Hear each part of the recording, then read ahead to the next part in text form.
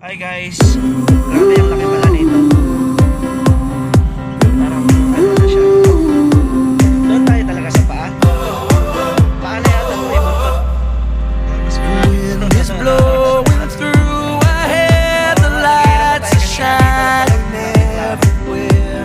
From up above and down below, we fall into the afterglow. So now, Wala nang puno this is the perfect night.